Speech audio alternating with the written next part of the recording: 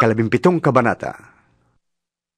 Sinabi ni Jesus sa kanyang mga alagad, Hindi mawawala ang mga sanhi ng pagkakasala, ngunit kakilakilabot ang sasapitin ng taong panggagalingan yon.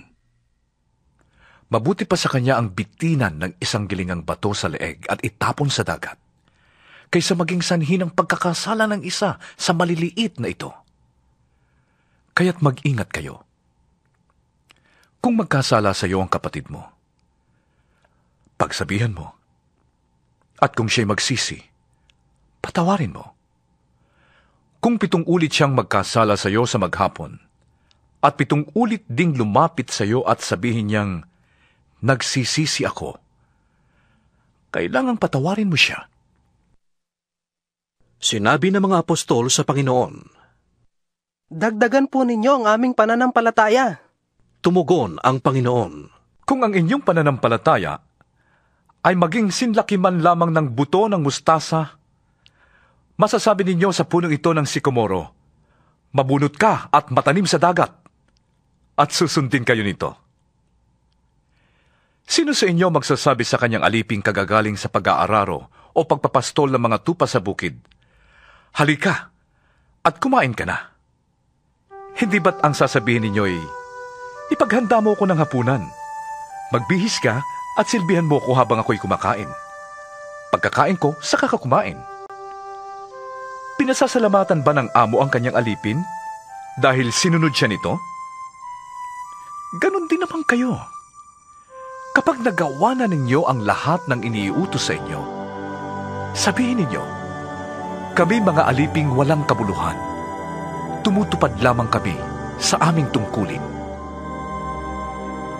Sa paglalakbay ni Jesus papuntang Jerusalem, nagdaan siya sa hangganan ng Samaria at Galilea.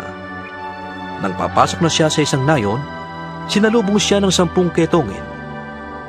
Tumigil ang mga ito sa may kalayuan at sumigaw, Jesus, Panginoon, mabag po kayo sa amin. Pagkakita sa kanila ay sinabi ni Jesus, Lumakad na kayo at magpatingin sa mga pare. Habang sila'y naglalakad, gumaling sila.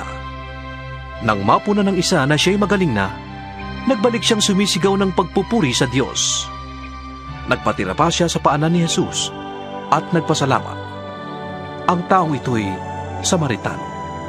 Hindi ba 10 ang pinagaling? Tanong ni Jesus, Nasaan ang siyam? Wala bang nagbalik upang magpuri sa Diyos kundi ang dayuhang ito?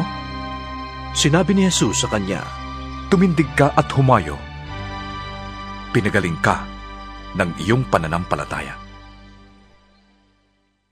Minsan, si Jesus ay tinanong ng mga Pariseo kung kailan magsisimula ang paghahari ng Diyos. Sumagot siya, Walang makikitang palatandaan ng pagsisimula ng paghahari ng Diyos.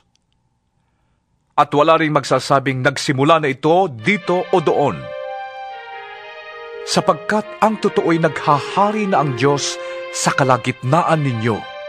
At sinabi niya sa mga alagad, Darating ang panahon na hahangarin ninyong makita ang isa sa mga araw ng anak ng tao. Ngunit hindi niyo ito makikita.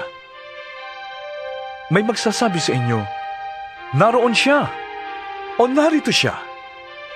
Huwag kayong pumunta at huwag kayong maniniwala sa kanila.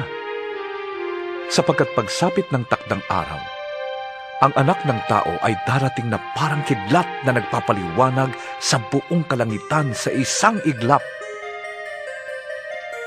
Ngunit kailangan munang magdanas siya ng maraming hirap at itakwil ng mga tao sa panahong ito.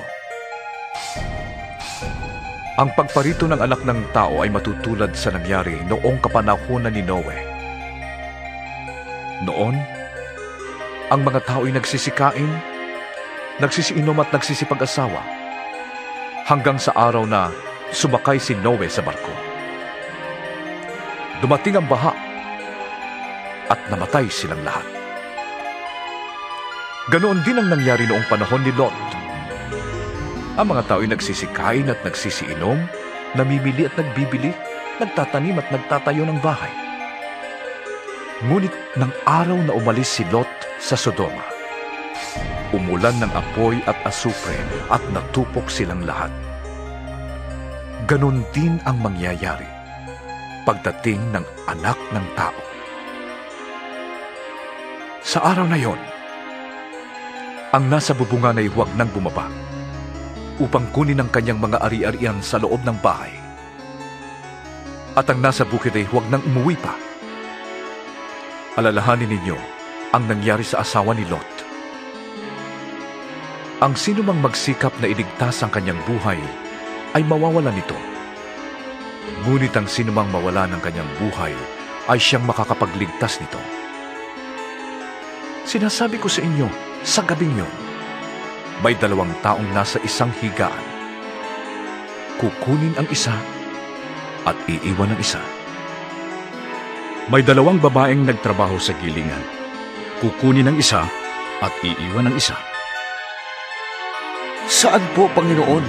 Tanong ng kanyang mga alagad. Sumagot siya, Kung saan may bangkay, doon nagtitipon ang mga buitre.